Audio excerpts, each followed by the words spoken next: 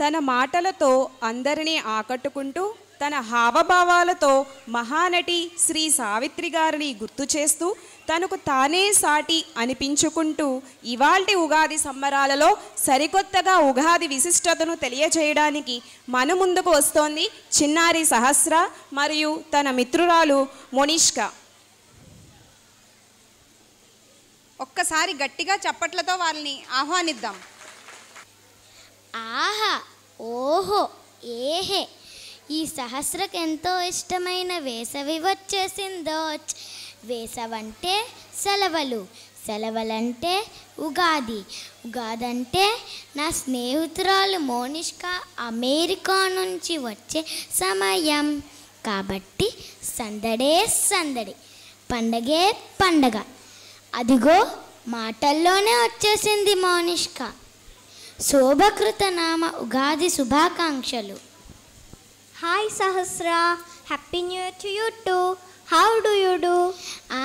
I do good. Today is what? March 22. మరి పోయిన సంవత్సరం మన న్యూ ఇయర్ ఉగాది ఏప్రిల్ 2 వచ్చింది కదా. అబ్బా, పోయిన సంవత్సరం ఉగాది తేదీని గుర్తుంది. నీ జ్ఞాపక శక్తి అమోఘం. Never before ever after. మనము ఉగాది చాంద్రమానం ప్రకారం అంటే తిథుల ఆధారంగా ఆచరిస్తాం కదా. అందుకే ప్రతి సంవత్సరం తేదీ మారుతుంది.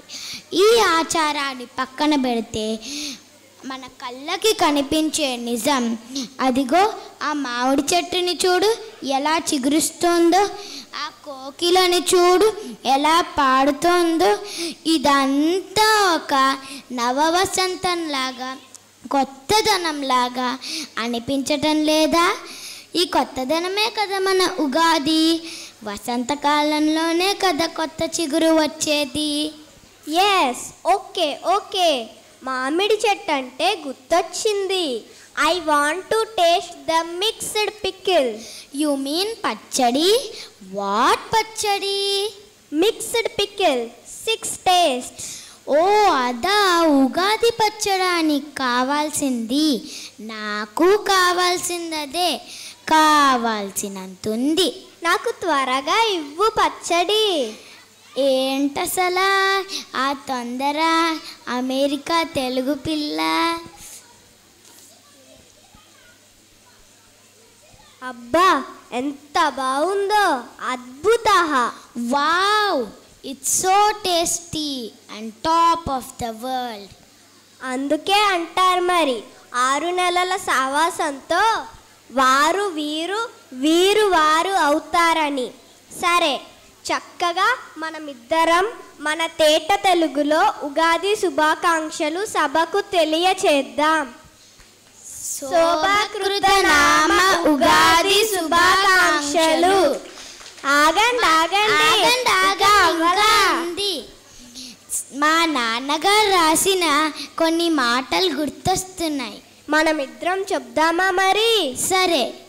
తేదీ మార్పుని ఆదరిద్దాం, తేదీ మార్పుని ఆదరిద్దాం.